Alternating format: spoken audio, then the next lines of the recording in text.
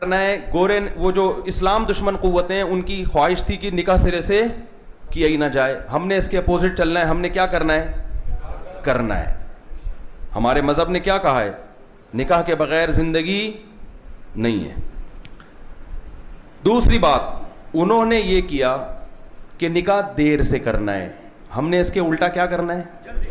جلدی. کتنی جلدی؟ معذرت کے ساتھ آپ کہیں گے میرا بیان ایک صاحب نے سنا, مجھے انوائٹ کیا اپنے ولیمے میں, میں جاتا نہیں. انہوں نے کہا میں آپ کو میرے ولیمے میں آنا پڑے گا اس لیے کہ میں آپ کا بیان سن کے شادی کر رہا ہوں. تو میں نے اپریشیٹ کرنے کے لیے میں نے کہا پھر ہم آؤں گا. میں چلا گیا. میرا خیال تھا کوئی 17 سال کا لڑکا ہوگا یا 18 سال کا جو میرا بیان سن کے جلدی شادی کر. 40-42 سال اس بندے کی عمر ہوگی. تو میں نے اس سے کہا کچھ زیادہ جلدی نہیں ہو گئی, تھوڑا لیٹ ہو جاتے. یعنی بیان سن کے جلدی شادی ہو رہی ہے. کتنے سال میں؟ 40-42 سال. میں نے کہا بہت جلدی ہو گئی, تھوڑا سا لیٹ ہونا چاہیے. اتنی جلدی بھی ٹھیک صحت کے لیے ٹھیک نہیں ہے. تو جلد نکاح کا مطلب پتہ ہے کیا ہے؟ جو پیغمبر نے بتایا ہے. دیکھو یا تو اپنے کلچر کو فالو کرو یا کس کو؟ اسلام کو. ہمارا کوئی کلچر نہیں ہے, نہ مہاجر, نہ پٹھان, نہ پنجابی. ہم نے جب کلمہ پڑھا نا تو کلچر ختم. بہنوں کو وراثت دینی پڑے گی. بعض قوموں میں کلچر ہے کہ بہنوں کو وراثت نہیں دیتے. بھائی کلچر نہیں. آپ کو دیکھو انگریز میں تو وراثت ہے ہی نہیں سرے سے. وہ تو جو مر گیا تو سارا پیسہ بینک کھا لے گا. اس کو پہلے وصیت کرنا ضروری ہے کس کی ہے. تو کتوں کے نام بھی جوائنٹ اکاؤنٹ کھلتے ہیں کتوں کے نام سے. جوائنٹ اکاؤنٹ ہمارے یہاں تو بیوی کے ساتھ کھولا جاتا ہے نا اکثر جوائنٹ اکاؤنٹ کہ میں ملک سے باہر ہوں تو بیگم کو اجازت ہے یہاں سے, جیسے وہ پینٹ سے پیسے نکال سکتی ہے تو اکاؤنٹ سے بھی پیسے نکال سکتی ہے.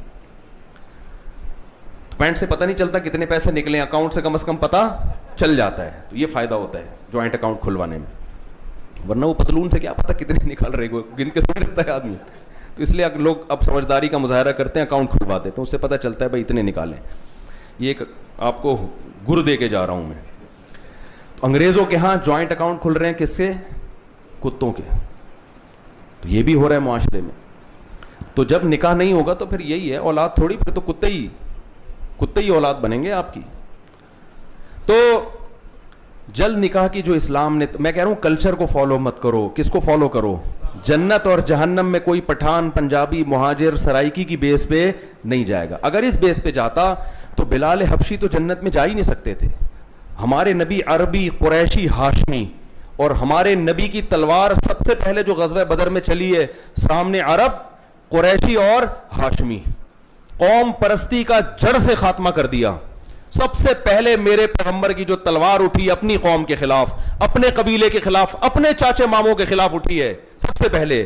اس میں نبی نے, اور نبی کے ساتھ بلال حبشی, حبشہ سے آئے ہوئے, نہ رنگ نہ قوم نہ نسل, وہ نبی کے ساتھ ہے. سلمان فارسی جو پرشین تھے, فارسی بولتے تھے, وہ نبی کے ساتھ. مجھے ایک واقعہ بڑا زبردست لگتا ہے حضرت سلمان فارسی کا.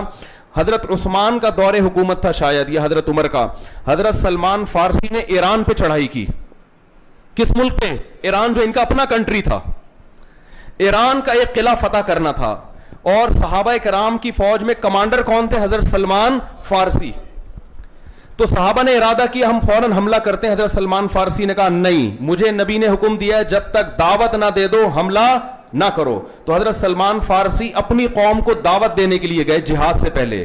کیا الفاظ تھے؟ یا اہل فارس انا رجل منکم ترون العرب یطیعوننی. کیا وجد آفرین الفاظ ہیں. اے فارسیوں, میں تمہاری قوم کا آدمی ہوں, لیکن ایک غیر قوم عرب جو کسی کی برتری کبھی برداشت نہیں کرتے, انہوں نے مجھے امیر بنایا ہوا ہے. اور آج تم دیکھ رہے ہو میری تلوار کے سائے میں عرب میں کمانڈر ہوں اور عرب میری امارت میں لڑ رہے ہیں. یعنی یہ تو ممکن تھا ہی نہیں عرب کسی کو امیر بنا دیں, کسی غیر قوم کو. تو کہہ رہے ہیں میں غیر قوم کا آدمی, اور صحابہ نے امیر کس کو بنایا ہوا ہے؟ مجھے, اور میری کمانڈ میں لڑ رہے ہیں, اور میں تمہارے خلاف, اپنی قوم کے خلاف لڑ رہا ہوں. اس میں انہوں نے اسلام کی تبلیغ کر دی کہ ہماری لڑائی قوم پرستی کی بیس پر نہیں ہے. بعض دفعہ لیبل اچھا لگایا جاتا ہے, پیچھے قومیت ہوتی ہے. بعض دفعہ یہ بھی ہوتا ہے. حضرت سلمان فارسی نے یہ بھی بتا دی اپنے عمل میں کہ صحابہ نے لیبل اچھا نہیں لگایا, لیبل لگاتے ہیں ہم اسلام کی بیس پہ لڑ رہے ہیں, اللہ کی کلمے پر لڑ رہے ہیں, لیکن مقصد عربیت کو فروغ دینا ہوتا. یہ بھی تو ہو سکتا تھا نا. بعض اوقات لیبل بڑے اچھے ہوتے ہیں. جیسے ایک آدمی نے دکان میں نا چاول کی بوری پہ, چینی کی بوری پہ چاول لکھا ہوا تھا. دکان میں بوری چینی کی ہے, لکھا ہوا کیا ہے, لیبل کیا لگا ہوا ہے, چاول. لوگوں نے ہاتھ ڈال کے دیکھا, یار یہ چینی ہے, اس پہ چاول کی, کہہ رہے مکھیوں کو دھوکہ دینے کے لیے لکھا ہے. تو مکھیاں دھوکے میں نہیں ہے. جو عقل مند ہے نا وہ خوشبو سے پہچانے کی. وہ انسان تو دھوکے میں آ سکتا ہے چاول دیکھ کے. تو لیبل بعض دفعہ جیسے عورت کی آزادی کا لیبل لگایا گیا ہے, عورت کی آزادی, اور لیکن اصل میں عورت کی بربادی ہے. عورت کو ایک پبلک پراپرٹی بنانا مقصد ہے. ایک مارکیٹ میں ایک تھکا ہوا مال ہوتا ہے نا جسے 10 لوگ استعمال کریں, یہ مقصد ہے. تو میں یہ عرض کر رہا ہوں کہ حضرت سلمان فارسی نے کیا فرمایا کہ صرف لیبل نہیں ہے اسلام کا, عمل بھی ہے. کہ ایک فارسی بولنے والے کو, ایران میں رہنے والے کو عرب نے اپنا کمانڈر بنایا ہوا ہے. عمل کر کے دکھایا کہ ہم قوم پرستی کے خلاف ہیں. تو میں یہ عرض کر رہا تھا کہ اپنے کلچر کو فالو نہیں کرنا. بھائی اسلام نے کیا کہا, بخاری مسلم کی حدیث ہے, قرآن کی آیتیں ہیں, انکحوا الایام منکم من استطاع منکم الباءۃ فلیتزوج. نبی نے فرمایا جو بلوغت کی دہلیز پہ قدم رکھے, حدیث کا مفہوم ہے, تو اگر اس میں نکاح کی استطاعت ہے تو نکاح کر لے. استطاعت نہیں ہونے کا مطلب رشتہ ہی نہیں مل رہا اس کو. اتنا غریب ہے کہ کوئی لفٹ کرانے کے لیے تیار نہیں ہے. لیکن اتنے غریب مارکیٹ سے آج کل کیا چل رہے ہیں, شارٹ. جس کی گرل فرینڈ ہے نا, اس کا مطلب وہ خرچہ فری میں تھوڑی ملتی ہے گرل فرینڈ. ایک آدمی گیا ہوٹل پہ گرل فرینڈ کو لے کر, کہتے اللہ کے نام پہ 2 دودھ پتی دے دو. اس نے کہا دوسری کس کے لیے, کہہ رہے گرل فرینڈ کے لیے. کہتے کم بہت اتنا غریب ہو کے گرل فرینڈ رکھی ہوئی ہے, کہہ رہے ہو کے نہیں رکھی, رکھے ہوا ہوں. سارا کس پہ لٹا دیا. حرام میں اللہ نے مالی برکت کا وعدہ نہیں کیا, نکاح میں اللہ نے مال میں برکت کا وعدہ کیا. بیوی پہ خرچ کرو گے اللہ لوٹائے گا. قرآن کہتا ہے ان یکونوا فقراء یغنیہم اللہ من فضلہ. نکاح کرو اگر فقیر ہوگے تو اللہ اپنے فضل سے غنی کرے گا تمہیں. تو پہلا کام کیا کرنا ہے, نکاح ہم نے کرنا ہے. دوسرا جلدی کرنا ہے. اس میں کس پہ توکل کرنا ہے, اللہ پہ. اللہ کھلائے گا. آج تک کھلا رہا ہے کہ نہیں کھلا رہا. میں رکشے ٹیکسی والوں کو دیکھتا ہوں, غربت. ہمارے سوات میں ایک دوست تھا, رکشہ چلاتا ہے, میرا شاگرد ہے. میں اس کے گھر گیا, اس نے دعوت کی, اتنا غریب, باپ کے حالات بھی خراب, بیٹے کے حالات بھی خراب.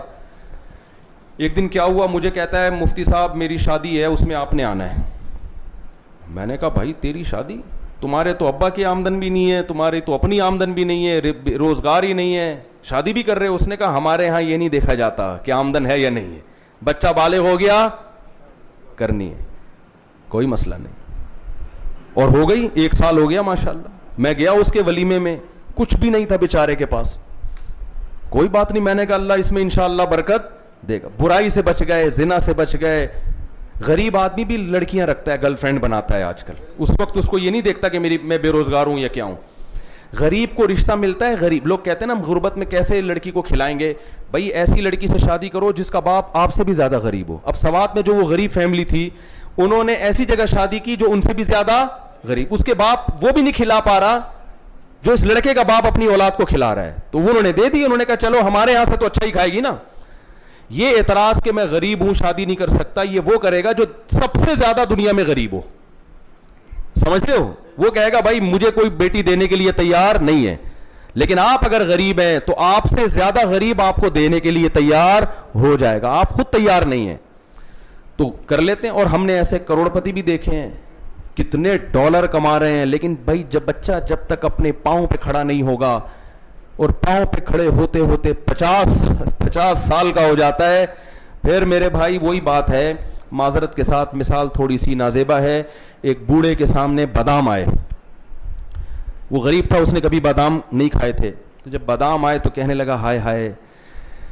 بادام خریدے اس نے اپنے پیسوں سے نا, گھر لے آیا کہ چلو ہم نے غربت میں کبھی بادام کے پیسے نہیں تھے تو بس سوکھے چاول کھا کے گزارا کیا, آج اللہ نے پیسہ دیا تو ہم بادام خرید کے کھائیں گے. جب بادام لا کے رکھے, افسوس سے کہنے لگا کہ جب دانت تھے تو بادام نہیں تھے, اب جب بادام ہے تو دانت, چبانے کے لیے دانت نہیں. سمجھ میں آ رہی ہے؟ کہہ رہے جب اللہ نے دانت دیے تھے تو بادام کھانے کے پیسے نہیں دیے تھے, جب اللہ نے بادام کے پیسے دیے تو دانت چھین لیے, اب کیا کروں گا اس کو, میں کیسے کھاؤں گا؟ تو ہم نے کیا کرنا ہے بھائی, نکاح جلدی کرنا ہے, ٹھیک ہے نا. دوسری بات جو بہت سے لوگ اس میں اختلاف کریں گے, اسلام دشمن قوتیں چاہتی ہیں نکاح کتنا ہو, صرف ایک. اسلام کیا چاہتا ہے, زیادہ. اگر اسلام میں بیوی کے معاملے میں کنجوسی کوئی اچھا کام ہوتا تو ہمارے نبی نے کھانا کم کھایا, اکثر بھوکے رہتے تھے, پیٹ خالی رہتا تھا, روزے رکھتے تھے. آپ کا گھر کتنا سادہ, چٹائیوں پہ آرام کرتے تھے, نشان جسم پہ پڑ جاتے تھے, جو کی روٹی بمشکل کھانے کو ملتی تھی, 40 دن گھر میں چولہا نہیں جلتا. لیکن بیویاں کتنی رکھی ایک ٹائم, 9. نہیں آ رہی بات؟ تو یہ بتا دیا کہ زیادہ بیویاں, گرل فرینڈ ایک بھی نہیں, بیویاں زیادہ رکھنا یہ سنت ہے پیغمبر کی, یہ عیاشی نہیں ہے. عیاشی ہوتی تو ہمارے سابق صدر کی 4 بیویاں ہوتی اس وقت. جو عیاش لوگ ہوتے ہیں نا وہ کتنی رکھتے, ان کو پتا ہے بھائی ایک ساس کو افورڈ کرنا بڑا مشکل, 4 ساسیں بتاؤ ہیں مشکل کام ہے یا نہیں ہے؟ ایک بیوی سے آپ کو 3 سالے جہیز میں ملے, فرض کرو 3 بھائی تھے اس کے, 4 سے کتنے ملیں گے, 12 سالے افورڈ کر لو گے؟ نہیں آ رہی بات میرا خیال ہے. یہ عیاشی کہاں سے ہو گئی بھائی؟ اور پھر لیپ ٹاپ کے بجائے بریف کیس کھول کے دکھاؤ آپ, 4 خاندانوں سے پٹو گے کہ نہیں پٹو گے؟ چاروں جگہ کمپلین جائے گی, کم بہت لیپ ٹاپ بول کے کیا کھول کے بیٹھا ہوا تھا, بریف کیس کھول کے بیٹھا ہوا تھا. تو یہ ذمہ داری ہے, اور اسلام نے اجازت بھی اسی شرط کے ساتھ دی ہے کہ سب کے حقوق برابر ادا کرو. قرآن کہہ رہا ہے اگر حقوق ادا نہیں کر سکتے پھر تمہیں اجازت نہیں ہے. ظلم تو ظلم ہے نا, وہ تو اجازت تھوڑی ہے, برابری ہے ان میں. اس کا فائدہ کیا ہوگا, بس یہ آخری بات ہے, بیان ختم کر رہا ہوں. اس کا فائدہ یہ نہیں ہوگا کہ پشاور میں ہر پشتو بولنے والے کی 4 بیویاں ہو جائیں گی. اس خوش فہمی میں آپ مبتلا نہیں رہیں. لوگ کہتے ہیں کہ یار کیسے ہو, اتنی تو عورتیں اللہ نے پیدا ہی نہیں کی ہیں کہ ایک کے مقابلے میں 4. اس کا فائدہ یہ ہوگا کہ جب ہر مرد ایک سے زیادہ بیوی رکھنے کی کوشش کرے گا تو عورتوں کی طرف نکاح کے پیغامات کی کثرت بڑھ جائے گی. ادھر سے پیغام آیا, ادھر سے پیغام آیا, وہ پہلی بیوی کے لیے بھیج رہا ہے پیغام, وہ دوسری کے لیے, وہ تیسری کے لیے, وہ چوتھی کے لیے, وہ دوسری کے لیے, وہ تیسری کے لیے. سپلائی کے مقابلے میں ڈیمانڈ. اکنامکس کے طالب علم بھی کچھ یہاں بیٹھے ہوں گے نا, سپلائی کے مقابلے میں ڈیمانڈ کیا ہو جائے گی, بڑھ جائے گی. اس میں لڑکی کے باپ کے لیے سلیکشن میں آسانی کہ میں اپنی بیٹی اس پہلی والی کو دوں, دوسری والے کو دوں, تیسری والے کو دوں, چوتھی والے کو. این ممکن ہے جو دوسری تیسری کر رہا ہو اس میں ایسے سرخاب کے پر لگے ہوئے ہو کہ وہ کہے اس کوارے سے یہ کروڑہ گنا بولو بہتر. اس کا امکان ہے, اور یہ بھی امکان ہے کہ وہ ریجیکٹ کر دے, وہ کہے نہیں میں دوسری پہ نہیں, میں کس پہ دوں گا, پہلی پہ. کیونکہ پہلی والے بھی متحرک ہو جائیں گے, ان کو پتا ہے کہ لڑکیاں مارکیٹ سے شارٹ ہوتی جا رہی ہیں, اگر ہم نے ابھی نہیں کی اور ایجوکیشن کے چکر میں دیر کی تو ایک بھی ہمیں نہیں ملے گی پھر بعد میں. بہت مشکل ہے بات سمجھانا, بہت مشکل. یہ بات آخری بات سمجھ میں آئی ہے؟ اس کا یہ نتیجہ نہیں نکلے گا کہ ہر ایک کی 4 ہو جائیں گی. بھائی اتنی تو عورتیں اللہ نے پیدا ہی نہیں کی ہیں. ڈبل بھی ریشو نہیں ہے, ڈبل بھی نہیں ہے, مرد کے مقابلے میں دگنی تعداد بھی نہیں ہے. سپلائی کے مقابلے میں ڈیمانڈ کیا ہو جائے گی, بڑھ جائے گی. ڈیمانڈ یہاں تک پہنچے گی جو صحابہ کرام کے دور میں ڈیمانڈ تھی. قرآن کہہ رہا ہے, کاش یہ بات میری سمجھ میں آ جائے آپ لوگوں کے, اللہ کرے. قرآن کہہ رہا ہے صحابہ کرام کو سورہ بقرہ میں کہ جو عورتیں بیوہ ہو جاتی ہیں عدت کے دوران نکاح کا پیغام مت بھیجو. لیکن آگے قرآن کیا کہتا ہے, علیم اللہ انکم ستذکرونہن, اللہ کو پتا ہے تم باز نہیں آؤ گے, تم ان کو یاد کرو گے, تمہیں اتنی رغبت ہوگی کہ وہ بیوہ ہوئی ہے میں فوراً پیغام بھیجوں, اتنی خواہش ہوگی. ہم تمہیں اتنی چھوٹ دے دیتے ہیں, لیس علیکم جناح لا جناح علیکم فیما عرضتم به من خطبۃ النساء, گول مول طریقے سے اشاروں سے نکاح کا پیغام بھیج سکتے ہو. یہ بیوہ عورت کی قدر تھی صحابہ کے دور میں, آج کنواریوں کی یہ قدر نہیں ہے معاشرے میں. کیوں؟ اس لیے کہ جب صحابہ نے 2 2 3 3 4 4 بیویاں رکھی تھیں تو عورت ملنا آسان کام نہیں تھا. کوئی عورت بیوہ ہوتی تھی, کنوارے اس کی طرف نکاح کا پیغام بھیجتے تھے کہ بھائی چلو ہمیں کنواری تو نہیں مل رہی, یہ بیوہ ہوئی ہے.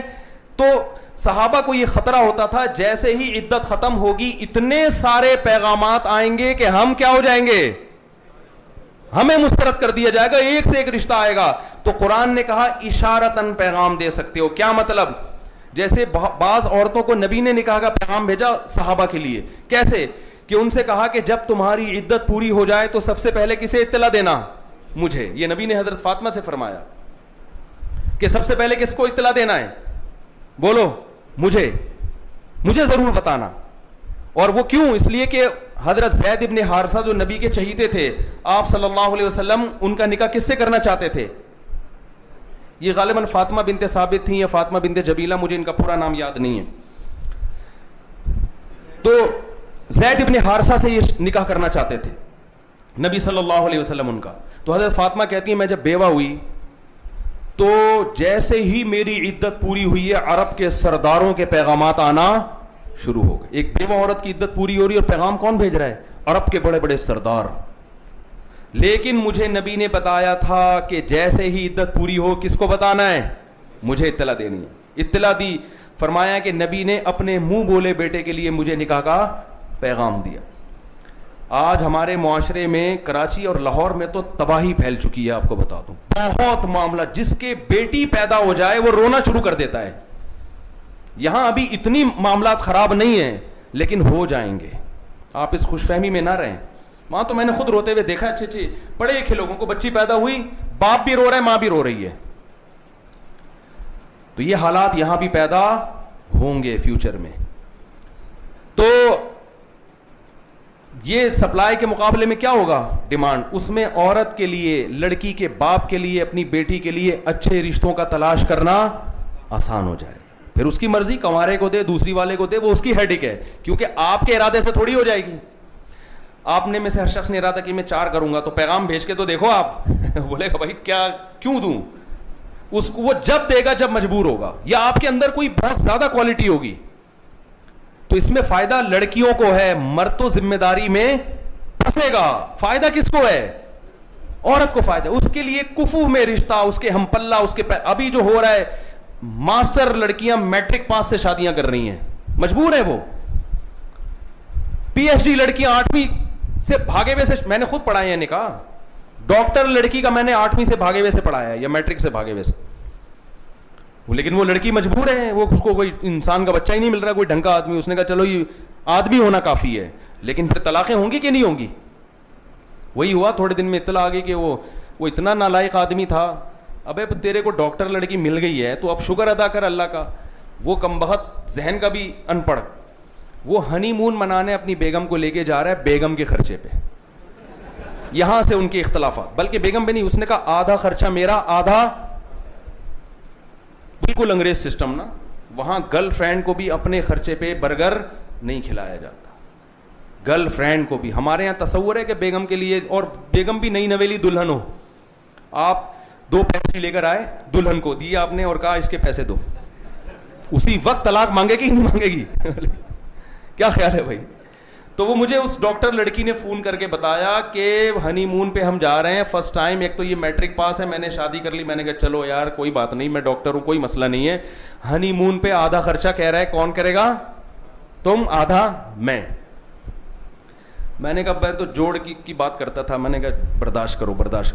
وہ تھوڑے دنوں میں طلاق ہو گئی اس کو, اس نے خود ہی لی. بھائی حد ہوتی ہے برداشت. تو میرا خیال ہے پولیس بلوانے کی ضرورت نہیں ہے. حیا کو پروموٹ کرو. حیا آتی ہے نکاح سے, نکاح سے آپ کا خاندان بڑھے گا, حلال اولاد ملے گی, حلال اولاد میں بیٹے ملیں گے, بیٹیاں بڑھاپے میں آپ کی خدمت کریں گی, بیٹے بڑھاپے میں آپ کی. ابھی دیکھو جوانی یہ ہمیشہ نہیں رہے گی. یونیورسٹیوں میں جو آپ کو ایجوکیشن میں بھی مزے آ رہے ہیں نا گرل فرینڈ بوائے فرینڈ کے, یہ مزے تھوڑے دنوں میں کرکرے ہو جائیں گے. جہاں بوڑھے حضرات بیٹھے ہیں ان کا میں احترام کرتا ہوں, ان کی توہین مقصد نہیں ہے, لیکن ایک حقیقت ہے ابھی جو آپ کے موبائل میں حسینوں کے نمبر ہے نا, بڑھاپے میں حکیموں کے نمبر آنے والے ہیں. ہاں, ابھی تو آپ نے وسیم ستار کے نام سے گرل فرینڈ کے نمبر سیو کیے ہوئے ہیں. وسیم ستار, وہی مجھے ایک لطیفہ میں سناتا ہوں نا اکثر, بس سنا کے بیان ختم کرتا ہوں, وہ بڑا اس پہ میمز ہی بن گئی تھی. تو ایک آدمی, گرل فرینڈ بہت تھی اس کی, بہت زیادہ گرل فرینڈ رکھی ہوئی تھی. جب شادی ہوئی ہے تو اس نے تو بیوی کو نہیں بتایا کہ میری بہت ساری گرل فرینڈس ہیں, اس نے تو یہی شو کیا میں تو نیک آدمی ہوں. تو جو جیسا ہوتا ہے پھر آگے سے مال بھی اس کو ویسا ہی ملتا ہے اکثر, یہ قاعدہ کلیہ نہیں ہے. تو جب شادی ہوئی ہے, دلہن کے کمرے میں گیا تو اپنی دلہن سے کہتا ہے آج سے تم میری کائنات, تم ہی میری چاہت, تم ہی میری مسرت, تم ہی میری راحت, تم ہی میری فرحت.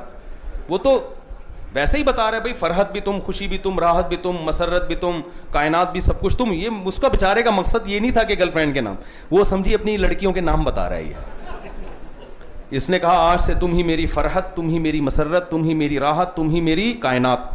اس نے کہا ٹھیک ہے, جب تم نے سب کچھ چھوڑ دیا, وسیم بھی تم, ستار بھی تم, غفار بھی تم, کلیم بھی تم.